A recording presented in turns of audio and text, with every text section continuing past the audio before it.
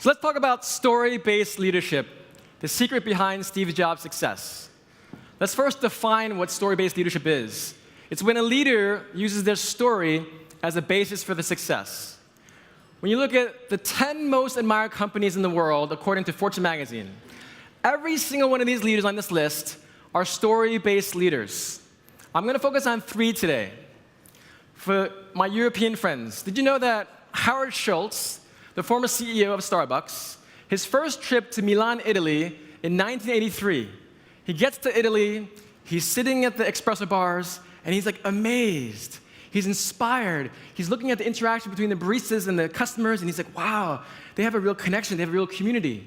He brings his Italian experience back to the States, and he wants to create and recreate this Italian experience. Otherwise, Starbucks is just a coffee shop. Look at someone like Walt Disney. For the Danish in the room, Walt Disney flies to Copenhagen, Denmark, visits Tivoli Gardens, the second oldest amusement park in the world, and fiercely jots down notes because he's so inspired, takes those inspirations from Copenhagen, brings it back to the States, and creates Disneyland. A more recent executive at Disney, his name is Doug Lipp. Doug found that when he researched companies, he found that every single successful company all have 2 leaders that work hand in hand. You have the promoter, the marketer, the storyteller, and you have the more analytics, the logics, the finance person. In Disney's case, Walt Disney was the promoter, storyteller. His brother, Roy Disney, was the finance guy. When you look at Apple, no one will argue that Steve Wozniak was the brains behind the Apple products. He was a programming guy. But Wozniak also openly says that if not for Steve Jobs, there wouldn't be no Apple, because Steve Wozniak just gave away things. But Steve Jobs was a promoter. He was a marketer. People sell products. Products don't sell themselves. And the people that sell the best products are story-based leaders like Steve Jobs. Just the very name Apple. Steve knew that people fear things they don't know. And back in the 70s, people fear computers because they're like, what are these things called computers? So what does Steve do? I'm going to name my company called Apple because it's a really cute word and it's a nice fruit. Who can be afraid of apples? He was also a fruitarian because he liked eating apples. But lastly, back in that day, they actually had phone books with business directories, and he used to work at Atari, so we called it Apple because Apple was before Atari. Now, Steve Jobs also understood how to persuade. Aristotle talked about persuasion in ethos, logos, and pathos. So the ethos is this.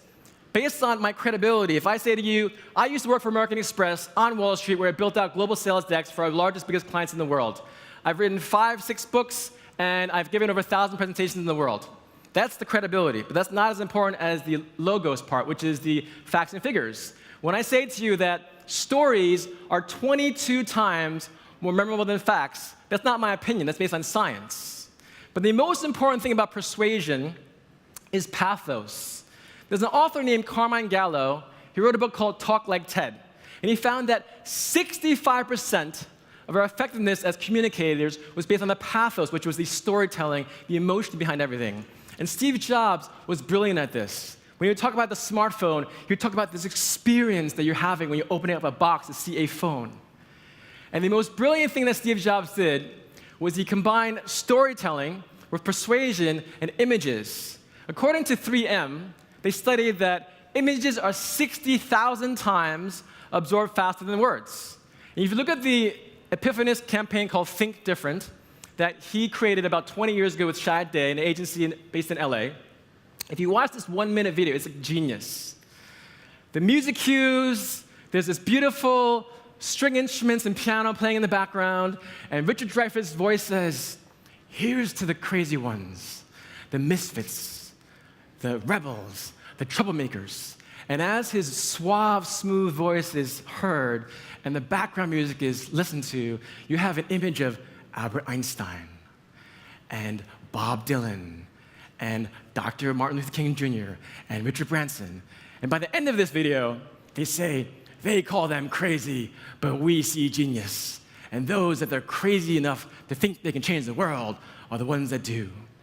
And the music fades. And then you sit there watching this, and you're like, wow, I want to buy an Apple product now.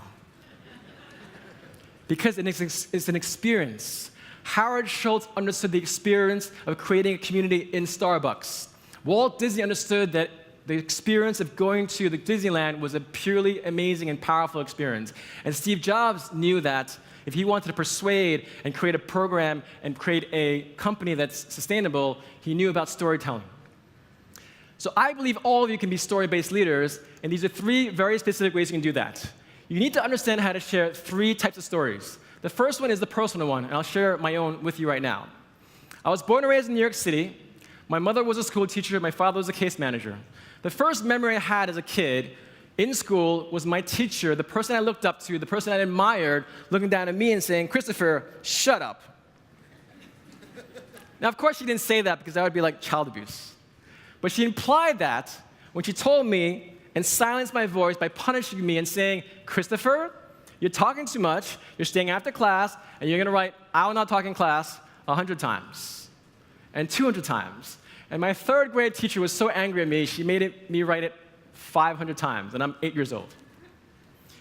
I also had a reading disability, so now I was not just getting punished for talking too much, I didn't feel very smart, but the most challenging thing for me growing up was I was very short. I was the shortest kid in my class for all 8 years, and what do they do with the shortest kid in class? Every time we lined up to go to the recess, to the cafeteria, to the gym, back to the homeroom, they would always line the shortest kid in the front of the class. So the most insecure thing I had about myself was my height, and they just paraded me around with my insecurity. But thankfully, I would grow a little taller, grow a little more bold, and how ridiculous is it that I travel the world as a speaker, as a corporate trainer. I teach executives how to be better speakers, even though I was punished as a kid for speaking too much in class. I also had a chance to interview hundreds of entrepreneurs, including Mr. Elon Musk, who he himself has a powerful story. Now, Elon often says, "We don't spend money in advertising." What he forgets to mention that his life story is the advertisement. Who doesn't want to be like Elon Musk? Powerful billionaire, likes to change the world. Pretty cool, right? Next type of story is this. Have your professional story, your business story. People always ask me, why did you name your company called the Maven Group? Prior to calling it the Maven Group, it was called KGL, and it stands for King, Gandhi, Bruce Lee, the 3 story-based leaders that I most respect in life to keep my ideals high. But Maven Group, Maven is a word I created. It's an acronym for Mondays at the Mission. On September 2nd, 2010, I walked into the Union Rescue Mission, the largest private homeless shelter in Los Angeles. I'm based in primarily Los Angeles and Miami. It's a massive facility.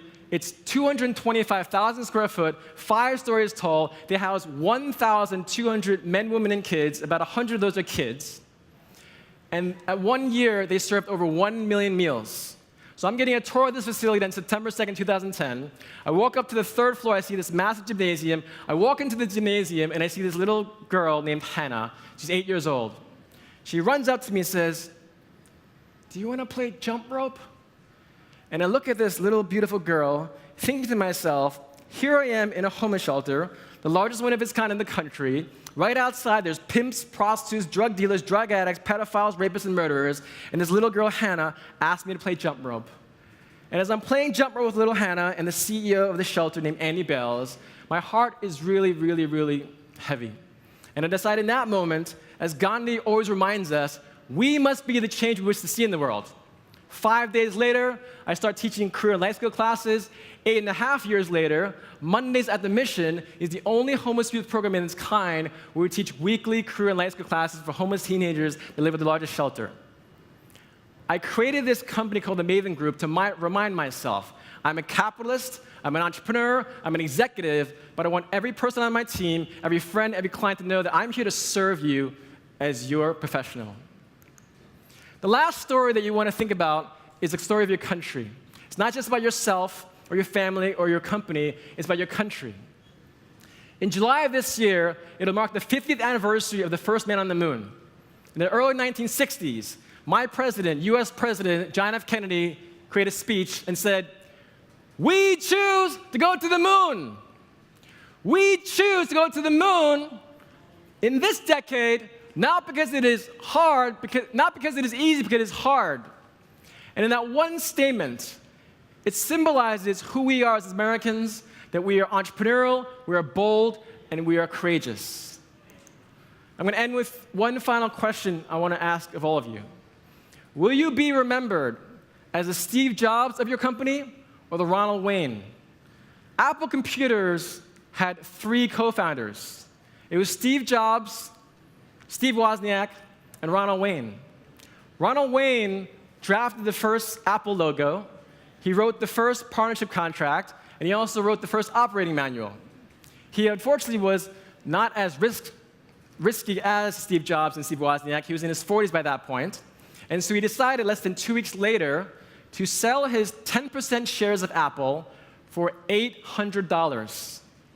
That 10% shares of Apple would have been worth $100 billion. So my question to you is, we all have Steve Jobs and Ronald Wayne in us. But will you have the courage to pursue your dreams? Will you face your fears and forge ahead?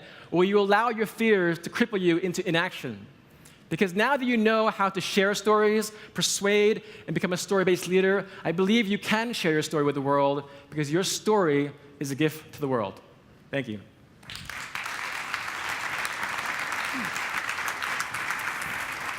Christopher Kai, thank you very much. If I can just have you for a moment more. Listening to you, you sound like the kind of person who can probably tell and maybe even sell any kind of story. But so let me challenge you, because coming from a storytelling background, a journalism background, your focus on the importance of telling the human personal story really resonates. But seriously, do you think everyone has a good story to tell? Is everyone a Steve Jobs? When you say everyone has a Steve Jobs in them? Everyone has a story that's inspiring for sure, but not everyone knows how to share that story because no one is taught that. So what do you do about that? I mean, how do you They make hire them? me. Yeah, is it in the storytelling, or is it in the telling the story? You know, when it's all said and done, stories, when you break it down to the most basic, you have low points and high points. So the reason why Nelson Mandela is so inspiring, this guy was in jail for 27 years, and then he becomes the first black president of South Africa. The reason why Oprah Winfrey is so inspiring is because she was born poor, black, in the South, in the 60s or 50s. But what I'm saying is, everyone can understand the dynamics of a story, which is, if you share the low points and be vulnerable, because there is strength in vulnerability, and then you share the high points, then like, wow, this woman, this man are very inspiring because they were vulnerable enough to share the low points and then share the high points. Because if it's only the high points, then it's like, yeah, this guy is not really fun. Yeah, but I think we all need to hire you. A good bit of branding and marketing doesn't harm. Christopher Kai, thanks very much. Thank you very much, Christopher.